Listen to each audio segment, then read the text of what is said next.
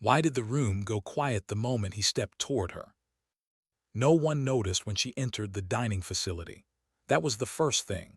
No dramatic pause, no turning heads, just another body in an olive flight suit moving through noise and metal and routine. Trays clattered. Laughter rose and fell. Boots scraped concrete. It was the sound of people who believed they belonged. She didn't. At least that's what the room assumed. She moved with economy, no wasted steps, no hesitation, chicken, rice, water. Her eyes scanned the room once, not searching for comfort, not looking for approval, just cataloging space, corners, sightlines, behavior. Her gaze stopped on the only empty table. 4 seats, clean, untouched. A small laminated sign rested in the center. Reserved. She set her tray down. That's when the shadow fell across her food. Hey. The voice was thick with confidence, the kind grown in places where no one ever challenges it. She looked up slowly. Gunnery Sergeant Rex Thorne stood over her like the room itself had decided to lean in. Thick arms, faded tattoos, a grin that had learned over years that it rarely needed permission. "This table for hitters," he said, "not paperwork." His men watched from nearby tables, smiling, waiting. She glanced at the sign, then back at him. "This table is reserved." Her voice wasn't sharp. It wasn't weak either, just factual. That annoyed him more than fear ever could. "Reserved by who?" he scoffed. "I don't see rank, don't see a patch, you lost." He leaned closer, too close. The smell of sweat and dust rolled off him like entitlement. "Move or I move you." The room was watching now, quiet in that way crowds get when they smell blood. She didn't flinch, didn't argue, didn't rise. That silence, calm, unreactive, did something to him, took away his rhythm. His face flushed. "And who are you?" he shouted. The words echoed. Every eye locked in. She reached to her collar, tapped once. Then she stood, picked up her tray, and walked away. Laughter erupted behind her, relief laughter, dominance laughter. She sat alone in a dark corner and ate slowly, methodically, as if nothing had happened. But something had, and she had logged every second of it. Why would someone choose silence when humiliation would have justified a response? Later that night, the base slept under artificial light and false calm. Inside a small containerized unit, 3 monitors glowed blue. She sat alone. Anna Sharma, Chief Warrant Officer 5. The video played, his face, his voice, the moment he screamed. She watched without emotion, then uploaded the file. Time-stamped, encrypted, tagged. Not anger, not revenge. Documentation. She filed the report with clinical precision. No adjectives, no commentary, just facts. Procedure was safety. Procedure was power. She shut the screens down and opened her footlocker, removed a small silver object, a phoenix, tarnished with time. She polished it slowly. This was her ritual. The world was loud. Her work required stillness. What happened in the dining facility wasn't personal. It was noise. Logged, stored, released. Tomorrow would bring signal. Tomorrow always did. What happens when the loudest people walk into a battlefield they don't understand? The next morning, the operations center buzzed with anticipation. A training exercise, a complex one. A signal hidden in chaos. Polymorphic, adaptive, untraceable. "Boots on ground," Thorne declared confidently. "We'll find it." She stood unnoticed in the back, watching, listening. The exercise unfolded and failed. Hours passed, frustration grew, voices sharpened. The signal danced, mocked them. Thorne's voice crackled over comms, angry, exhausted. "You're wasting our time." She didn't respond. She was watching something else. The silence between the signals. The ghost of timing. A flaw so small no one else saw it. She moved to a forgotten console. Plugged in. Typed. The room didn't notice at first, until the map went dark. Then one point appeared. Solid. Certain. A firing solution transmitted. No debate. No drama. Just correction. The target vanished. Silence swallowed the room. Colonel Rostova stared. "Who are you?" she asked. Anna didn't look up. Target neutralized. Thorne's voice cut in, confused, angry. "Who authorized this?" No one answered him. The system already had. What does authority look like when it doesn't need to raise its voice? The debriefing room was cold, windowless, honest. The video played. His words. His face. "And who are you?" The room shifted. "This," the colonel said, "is Chief Warrant Officer 5 Anna Sharma." The air left his lungs. Decades of experience, classified commendations, the architect of the very system he had mocked. "You weren't chasing a ghost," the colonel said quietly. "You were chasing her." Shame is loud inside the body. Thorne stood trembling. Saluted. Apologized. His men followed. Anna watched without satisfaction. He tore the patch from his sleeve and offered it. She didn't take it. "Keep it," she said. "Earn it again." That was worse than punishment. That was responsibility. Why does true strength refuse spectacle? In the days that followed, the base changed. Not loudly, but permanently. Thorne trained harder, spoke less, learned more. The word trident became synonymous with quiet excellence. When Anna entered the dining facility now, the table waited. Unquestioned. She didn't linger. She never did. Her work moved on. Always did. What remains when ego burns away? As the transport lifted from the runway, Anna opened a new file. Another problem. Another ghost. She didn't look back. Correction was never about humiliation. It was about alignment. And sometimes dignity doesn't speak. It simply acts. Why would someone who had just been publicly humiliated choose to sit alone in the darkest corner instead of leaving? She didn't rush her steps after walking away from the table. That was the detail most people missed later when they replayed the moment in their minds. There was no tightening of her shoulders, no quickened pace, no visible retreat. She moved the way she always did, as if time bent slightly around her, not the other way around.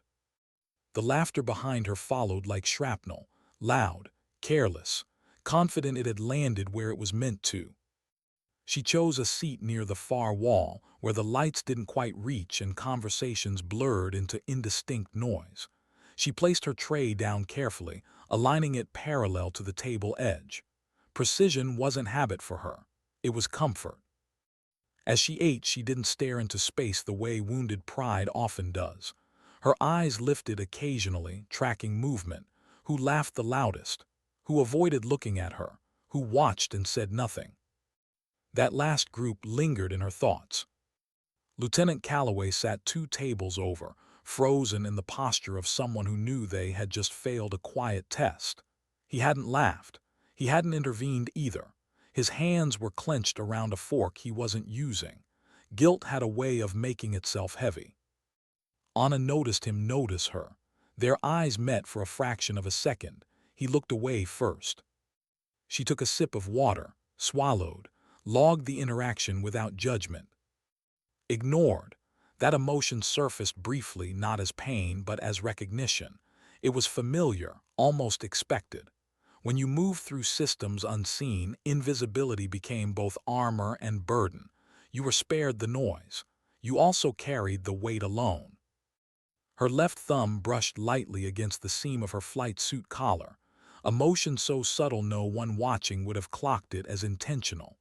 The pinhole lens embedded there was already cooling, having captured every second of the exchange. Angles, audio, facial micro-expressions, Thorne's escalating aggression. The moment his voice cracked into a shout. Data didn't lie, Data didn't shout either. She finished her meal at the same pace she always did, not slow enough to invite commentary, not fast enough to suggest distress. When she stood, she returned her tray and exited without another glance. The dining facility swallowed her absence as easily as it had ignored her entrance. Outside, the air was sharp with dust and the faint smell of fuel. Floodlights hummed overhead, casting long shadows that distorted proportions. Everything looked larger at night, louder during the day. Truth had a way of hiding in the in-between. She walked back to her containerized unit, boots crunching softly on gravel. Her breathing was steady, but inside something adjusted. Not anger. Calibration. Why did she replay the footage without emotion, as if it belonged to someone else?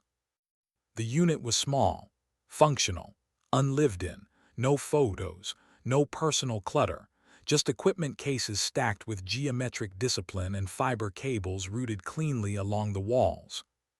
She sat at the terminal and activated the playback. Thorne's face filled the screen, red, veins visible, his words spiked sharply in the waveform. "And who are you?" She watched it once clinically, then again, focusing on micro-delays in his reactions. The way dominance collapsed into insecurity the moment control slipped. She tagged the file, time-stamped it to the nanosecond, synced it to the base network clock. Report language came easily, neutral, sparse. No accusation, just observation. She uploaded it to a partitioned server that existed for anomalies, not crimes, not grievances, patterns. She didn't know yet where this would lead. She rarely did at the beginning. That was the nature of systems. Inputs first, meaning later. When the upload completed, she powered the monitors down and leaned back slightly, exhaling through her nose. A rare release. The closest thing she allowed herself to relief. Then she opened the foot locker. The Phoenix was cool in her hands, heavier than it looked. She polished it slowly, methodically, grounding herself in the repetition. The inscription along the base caught the dim light. Faith in the unseen. That had always resonated with her more than any rank ever had. As she worked, a flicker of memory surfaced, not of Thorne but of earlier years, of classrooms where her answers were correct but unwelcome, of missions where her presence was tolerated until proven essential, of moments where speaking would have satisfied pride but endangered outcome. She had learned young that silence could be strategic. Still, a faint tension lingered, not regret, something closer to anticipation. Because disrespect logged had a way of resurfacing when systems aligned. And tomorrow's briefing promised alignment. What kind of confidence walks into a battle, already convinced it cannot be outthought? Morning came early on forward operating base Kestrel. Artificial dawn, triggered by routines rather than sun. The operations center filled with personnel carrying coffee, data pads, assumptions. A training exercise, but the kind that exposed habits more than skill. Anna stood in the back, deliberately outside the main cluster. Her name wasn't on the roster. Officially, she was there to oversee a software patch installation later in the week. Unofficially, she was observing. The holographic map bloomed to life at the center of the room. Terrain, elevation, civilian noise overlays, signal scatter. Colonel Rostova briefed with precision, no wasted words. The target, a rogue communications hub, hidden, adaptive, designed to evade. The room murmured, interest sharpened. Gunnery Sergeant Thorne stood near the front, arms crossed, confidence radiating outward. His platoon flanked him like punctuation marks. "We'll find it," he said before being asked. "Boots on the ground." A few analysts exchanged glances. Anna didn't. Her eyes were already tracing the simulated data stream scrolling across a secondary monitor. The algorithm was elegant, aggressive, familiar. She recognized it immediately, because she had written it. Not this specific instance, but its skeleton, the logic beneath the chaos, the illusion of randomness masking a mechanical heartbeat. She felt a brief, unexpected stir, pride maybe, or responsibility. The exercise began. Why did the smartest people in the room miss what was hiding in plain silence? Hours passed. The operations center grew tense. Analysts leaned closer to screens. Voices overlapped. Possible luck. Negative, it's gone. False positive. The map became a storm of blinking uncertainty. Out in the field, Thorne's voice grew sharper with each update. Sweat and frustration bled into the comms. "We're chasing ghosts," he snapped. "Your intel's garbage."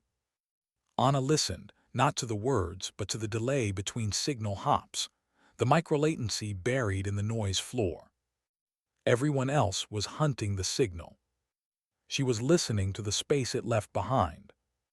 She moved quietly to an auxiliary console, one rarely used except for diagnostics. Dust coated its edges. The keyboard lagged slightly. Lieutenant Calloway noticed her then. Confusion flickered across his face. He watched as she connected her data pad directly into the core access port. That shouldn't have been allowed. It was. Her fingers moved with a confidence that came from deep familiarity, not improvisation. Lines of code streamed across the screen, custom, adaptive, alive. She isolated a flaw so small it might as well have been imaginary. A residual echo left by processing hardware that could not outrun physics. A whisper. She triangulated not the signal but its shadow. 3 satellite feeds, atomic clock drift, decimal infinities aligned. On her small screen, 3 vectors converged. Locked. She stood. Walked to the master console. Someone started to object, stopped. She typed a single command. The map went dark. Then one point appeared. Solid. Unavoidable. A firing solution transmitted. Authority code embedded. A calm synthetic voice spoke. Trident protocol active.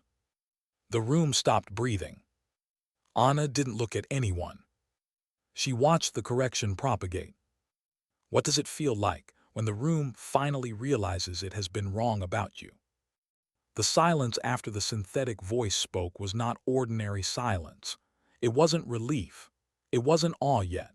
It was confusion, the kind that freezes people mid-thought, mid-breath, when a system they trusted suddenly behaves in a way they don't understand. On the main holographic map, the single red icon pulsed steadily.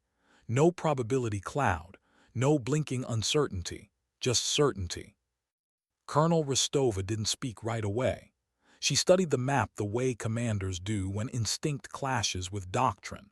She had spent her career trusting layers, intel layers, command layers, human layers. What had just happened bypassed all of them. "Who authorized this firing solution?" she asked at last, her voice controlled but sharpened. Before anyone could answer, Thorne's voice burst through the speakers from the field, raw with disbelief.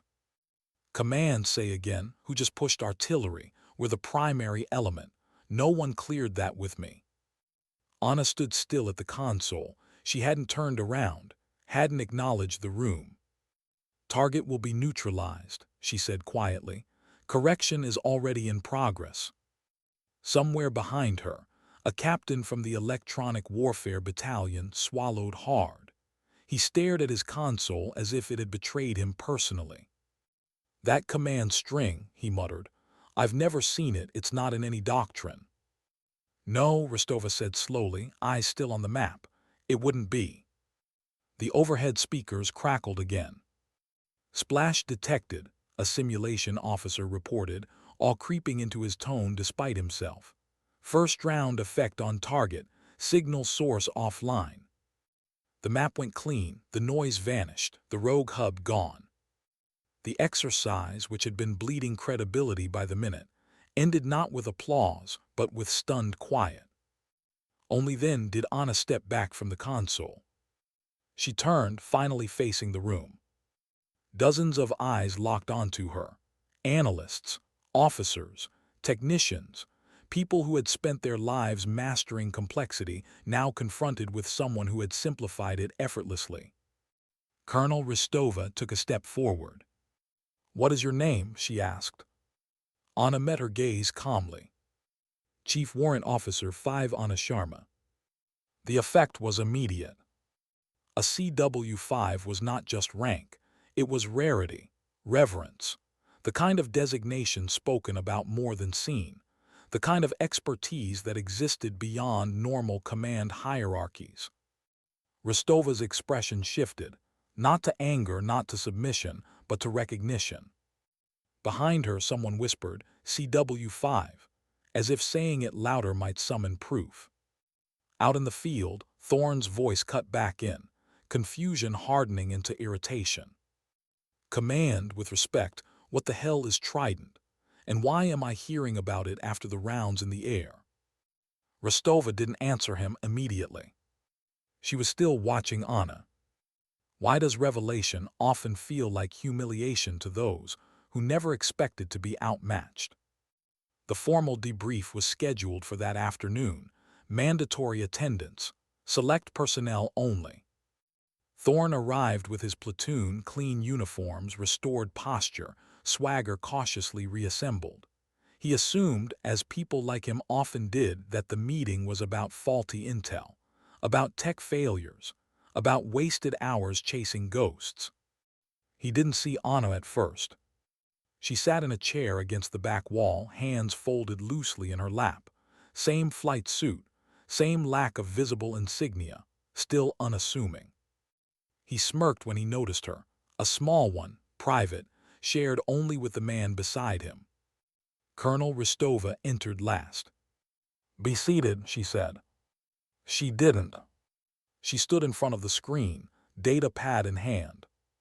"This morning's exercise failed," she began. Thorne leaned forward slightly, ready. "The primary ground element failed to locate the target." He nodded once. "The primary electronic warfare element failed to achieve a stable track." A few analysts stiffened. "But the mission objective was achieved," Ristova continued, "by a single operator." The screen came alive. Footage from the operations center filled the wall, the chaos, the frustration, the blinking uncertainty. Then the camera angle shifted. Anna at the auxiliary console. Thorne frowned. "What is this?" he said. "Some kind of override." "Watch," Ristova replied. They watched the command line appear, watched the map clear, heard the synthetic voice announce Trident protocol, saw the target disappear. Silence pressed down on the room. "It's not a hack," Ristova said calmly. "It's a proprietary battlespace management tool used by Tier 1 special mission units." Thorne shifted in his seat. "It's not on your network," she continued, "because you don't have the clearance to know it exists." She tapped the screen again. "And its operators," she said, eyes locking onto Thorne now, "do not wear visible rank or unit patches." Thorne's face tightened. "They don't need to." The screen changed again. This time, it was the dining facility. His face, his voice. "And who are you?"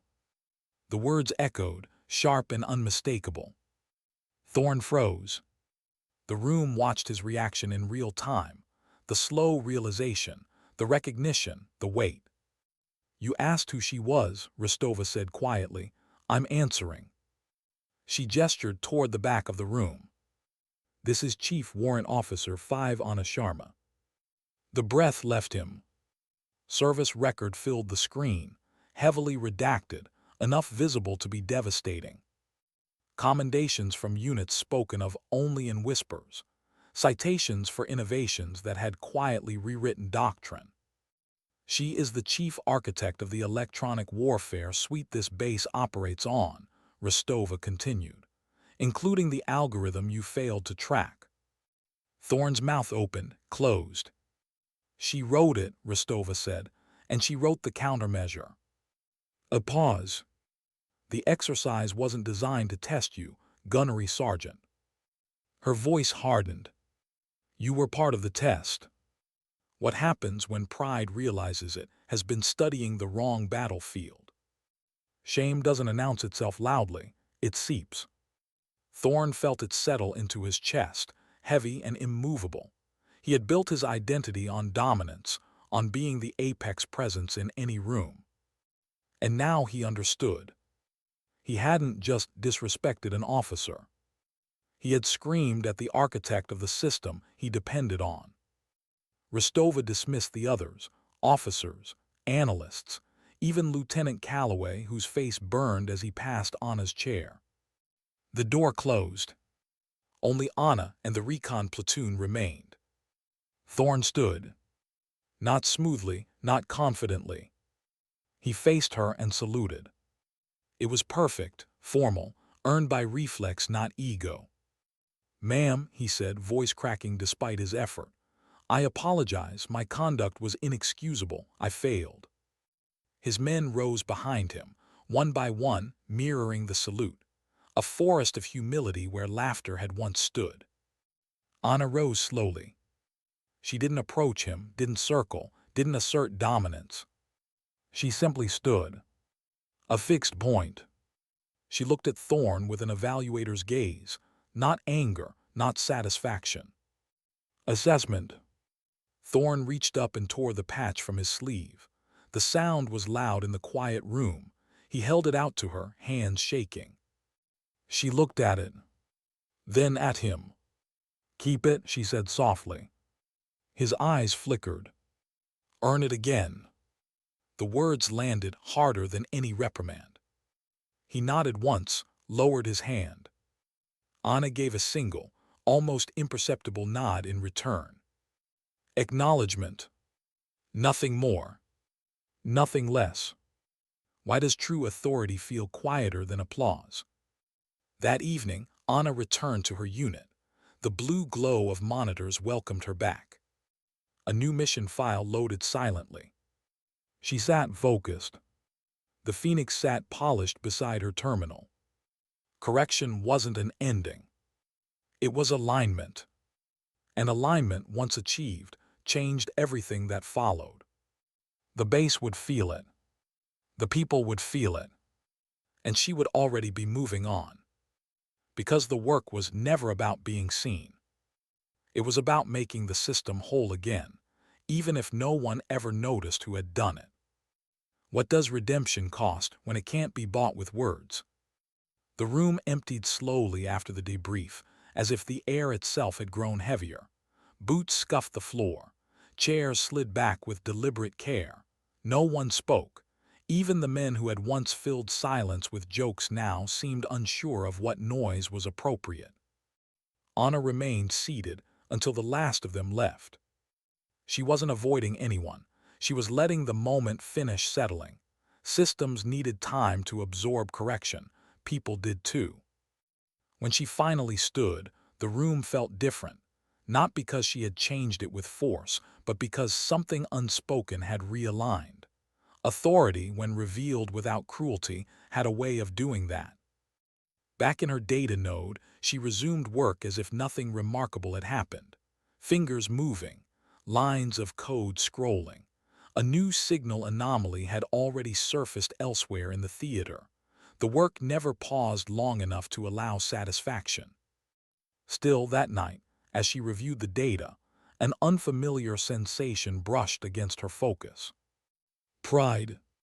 It surprised her. Not pride in dominance, not in humiliation delivered, but in restraint, in choosing not to end a career when she could have, in choosing correction over punishment. She acknowledged the feeling, then let it pass. Emotional spikes like signal noise were logged, not indulged. Why did the base feel different even though no orders had changed? The shift wasn't loud. There was no announcement. No memo circulated with bolded directives. It showed up in small things. Conversations grew quieter when Anna passed, not from fear, from awareness. The kind that made people straighten without being told, made them think twice before dismissing someone without context. In the dining facility, the reserved table remained empty until she arrived. No sign was needed anymore. Everyone simply knew. Thorne's platoon changed too. They trained harder, not to prove toughness but precision. Runs were longer, after-action reviews quieter. Thorne spoke less and listened more. He corrected himself publicly when wrong. The patch stayed on his sleeve, but it weighed more now. Lieutenant Calloway noticed everything. He found himself unofficially acting as a conduit, bringing Anna questions from analysts too intimidated to approach her directly. At first, he stumbled over words, over-explaining. She corrected him gently, taught him efficiency. "Say what matters," she told him once. "Nothing else propagates." He learned quickly. In her presence, people didn't feel small. They felt inaccurate and wanted to fix it. What kind of operator doesn't confine herself to a single battlefield? One afternoon, Calloway couldn't find her in the data node. Panic flickered briefly before training kicked in. He checked logs, then schedules. The dive facility. He arrived to find a massive training tank shimmering under industrial lights. Divers moved beneath the surface like slow-moving constellations. Anna was among them. Suspended mid-water, she worked on a submerged communications node, her movements fluid despite the gear. No wasted motion, no hesitation. Master Chief Torres stood nearby, arms crossed, watching her progress on a monitor. "She's something else," Torres muttered. Calloway nodded, unsure how else to respond. "I've trained SEALs, recon, divers from every pipeline," Torres continued. "They fight the water, she listens to it." On the screen, Anna finished the splice and secured a nearly invisible antenna. "That'll transmit secure data through 50 feet of water and reinforced concrete," Torres said. "She designed it on the flight in, called it a side project." Calloway watched, humbled. "So what is she really?" he asked quietly. Torres chuckled. "Problem solver," he said. "Domain doesn't matter." Why does leadership begin to change? When fear is replaced by understanding. Colonel Ristova noticed the shift and formalized it. She ordered a new briefing series, cross-domain awareness, mandatory for all officers and NCOs. The first session used a declassified portion of the Oracle exercise. It wasn't framed as a failure, but as a lesson. "Modern authority isn't always visible," Ristova told them. "And ignoring what you don't understand doesn't make you strong, it makes you blind." Anna didn't attend the briefings. She didn't need to. Her influence was already present. Thorne attended every session, sat in the front, took notes. One evening, weeks later, he stood outside her unit unsure. When she opened the door, he saluted, slower now, deliberate. "I wanted to thank you," he said. "For what?" she asked. "For not ending me," he replied honestly. She considered that. "You ended what needed to end," she said. "I just let it happen." He nodded, accepted that. "I'm earning it," he added quietly. "I know," she said. That was all. Why does departure feel lighter when nothing is left unresolved? Her orders came through shortly after. Temporary duty complete. Integration successful. She packed lightly, always had. On the tarmac, Colonel Ristova shook her hand, respectful, genuine. "You changed more than software," Ristova said. "I corrected a system," Anna replied. Lieutenant Calloway hesitated before asking the question he'd been holding. "Where do you go now?" She looked toward the aircraft. "To the next problem." Inside the transport, as engines roared, she opened a new file. Orbital schematics, signal interference, another ghost. Outside, the base continued quieter, better. Correction wasn't about dominance. It was about integrity. And integrity, once restored, didn't need to announce itself. What happens after the moment passes, when the story stops being told and starts being lived? The transport lifted through a ceiling of low cloud, the base shrinking into geometry beneath it. Anna didn't watch. She rarely did. Departure held no ceremony for her. Movement was simply the next state. Inside the aircraft, the noise was constant. Engines, vibration, the low murmur of personnel settling into long hours of transit. To most people, it was chaos. To her, it was white noise. A curtain she could pull closed around her focus. She opened her data pad. The new file populated slowly. Orbital vectors, signal drift, interference patterns layered like fingerprints over the curvature of the Earth.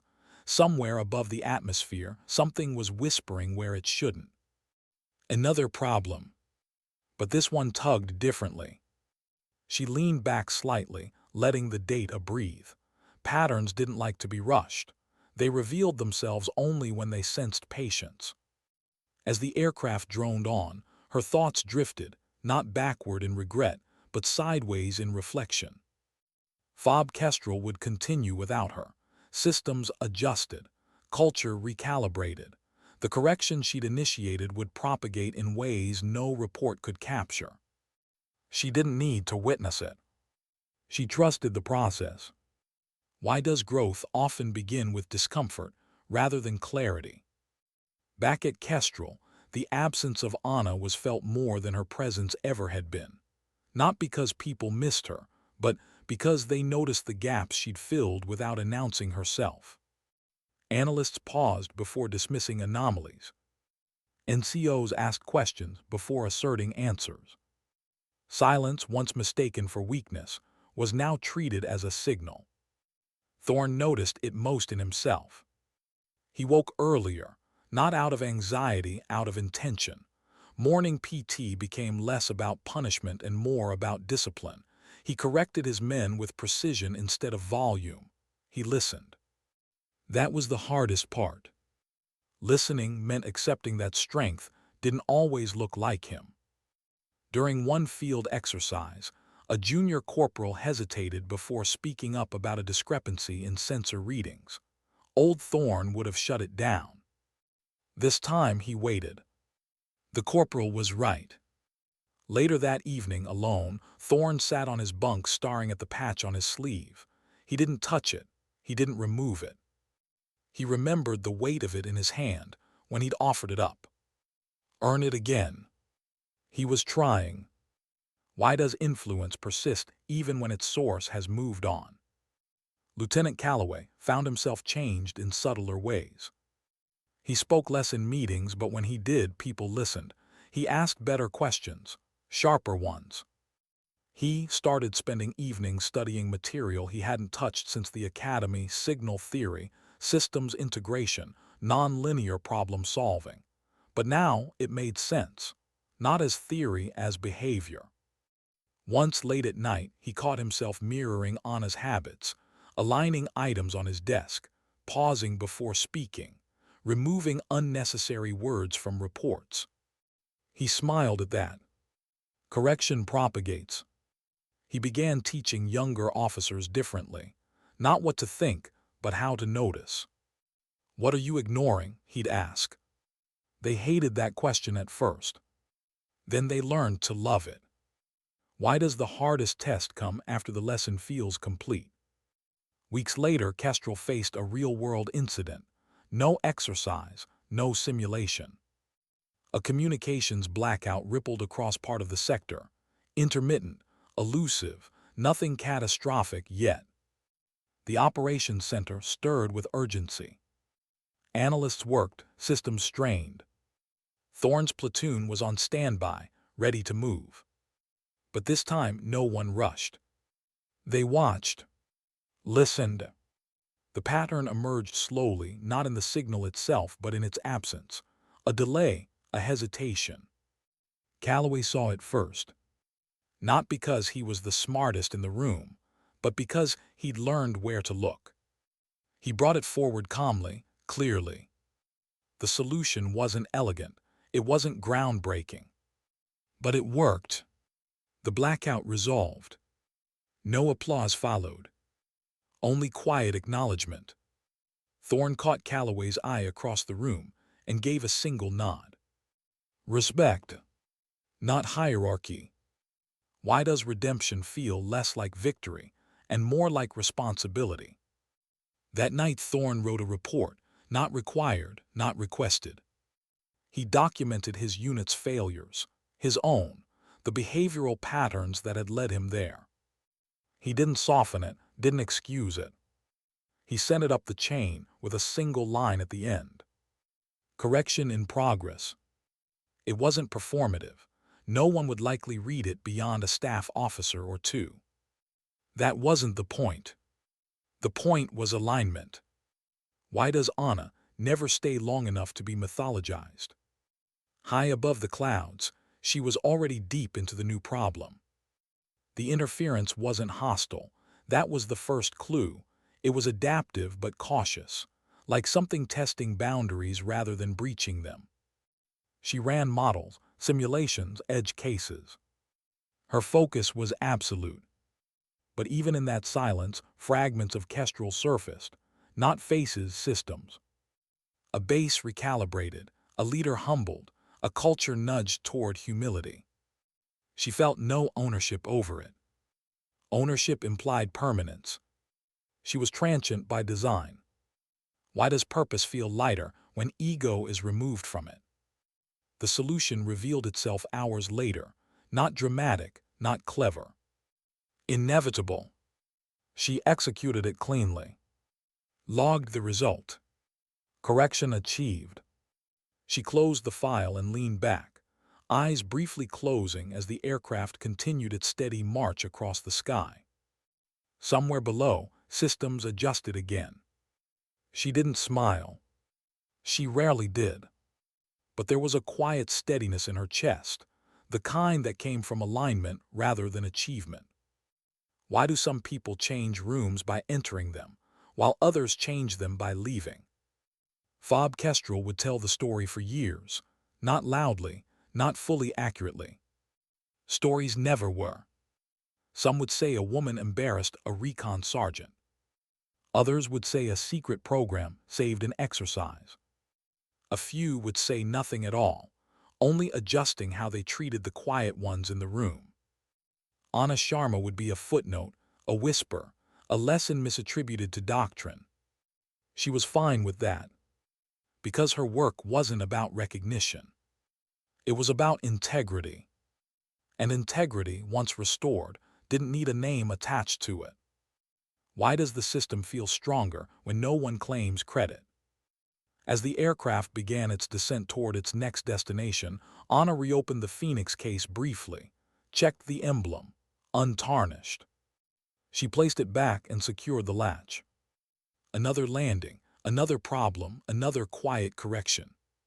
The work went on. It always would.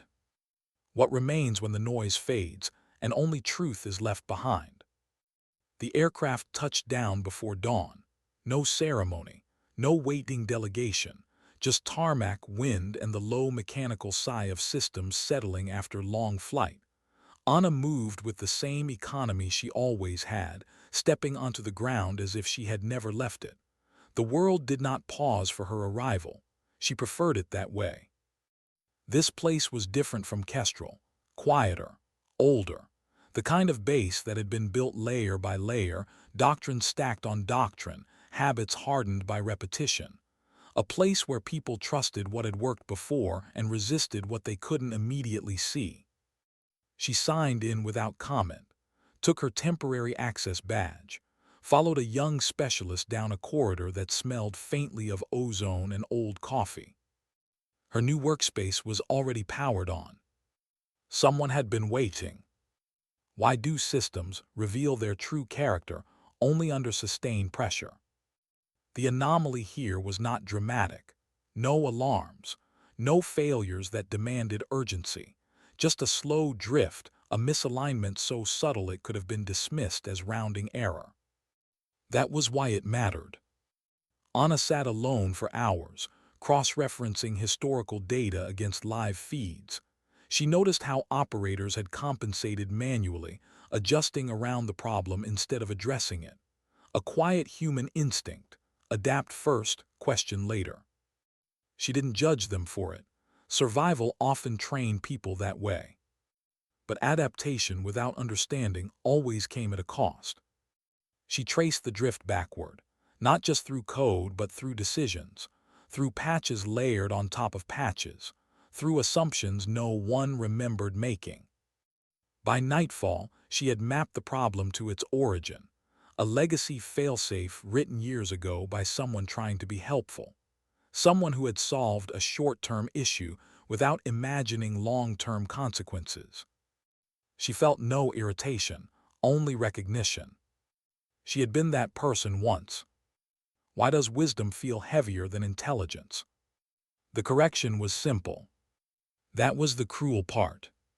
She implemented it carefully, testing each dependency, watching the system breathe more evenly with every adjustment. By the time she finished, the drift was gone. The network stabilized. No one noticed. That was the point. She filed the report, brief, exact, tagged for future reference. Then she sat back and allowed herself a rare moment of stillness. Her thoughts returned, uninvited, to Kestrel. To Thorn. To the way his voice had cracked, not when he was challenged, but when he had understood. Understanding changed people in ways punishment never could. She wondered how many leaders ever reached that moment. She hoped more would. Why does silence feel earned only after struggle? Days passed, meetings came and went. People asked her questions carefully as if unsure which ones were appropriate. She answered what mattered, redirected what didn't. Somewhere along the way, a junior analyst began sitting nearby, not speaking, just watching, learning. Anna noticed him, of course. She noticed everything. One evening, as the base settled into its nocturnal rhythm, he finally spoke. "Chief," he said quietly, "how do you know when to step in?" She didn't answer right away. "When the system can no longer correct itself," she said at last, "and when stepping in causes less damage than letting it fail." He nodded, absorbing it. "What if people get angry?" he asked. She looked at him then. "They usually do," she said, "at first." Why does leadership rarely look like the stories told about it? On her final night there, she stood outside under a sky stripped clean of light pollution. Stars burned sharply above her, ancient signals that had crossed impossible distances without anyone guiding them. She thought about the invisible threads that held systems together, about how fragile they were, about how easily ego could strain them. She thought about how often authority mistook volume for clarity, how often confidence drowned out competence. And she thought about the quiet moments that never made it into after-action reports, the ones where restraint mattered more than response. Her work had never been about dominance. It had been about stewardship. Why does correction feel incomplete if it doesn't change behavior? Back at Kestrel, months later, a new class of NCOs sat through a briefing. The slide on the screen read simply, "Unconventional authority." The case study was anonymized, names removed, ranks omitted. The lesson was clear anyway. Thorne stood at the back of the room, arms folded loosely now, listening, watching the younger Marines absorb something he had learned the hard way. When the instructor asked a question, who here would have challenged the quiet one at the table? Thorne did not raise his hand. Neither did most of the room. That was progress. Afterward, Thorne walked past the dining facility. The reserved table was occupied by a junior signals officer, head bent over a data pad. No one questioned him. Thorn nodded once as he passed. He kept walking. Why does redemption never announce itself? Anna never returned to Kestrel. She didn't need to. The correction had propagated. That was how systems worked when aligned properly. They carried forward without constant supervision. They adjusted, self-corrected, improved. Her presence had been temporary. The impact was not. Why does the strongest legacy leave no monument? Years later, someone would try to write her story. They would get parts of it wrong. They would focus on the confrontation, on the rank reveal, on the moment the room had gone silent. They would miss the point. The real story was quieter. It lived in the pauses before someone spoke, in the questions asked instead of assumptions made, in the decision to listen rather than dominate, in the humility to accept that the most dangerous person in the room might not look dangerous at all. Why does dignity never need to prove itself? Anna Sharma continued moving from problem to problem, base to base, system to system. Her name appeared in files few could access. Her influence traveled farther than her reputation ever would. She never raised her voice. She never demanded respect. She never needed to. Because the systems recognized her. And systems, when designed well, always do. What endures when everything loud eventually fades? Not the shouting. Not the humiliation. Not even the victory. What endured was alignment. The quiet restoration of balance. The moment arrogance gave way to understanding.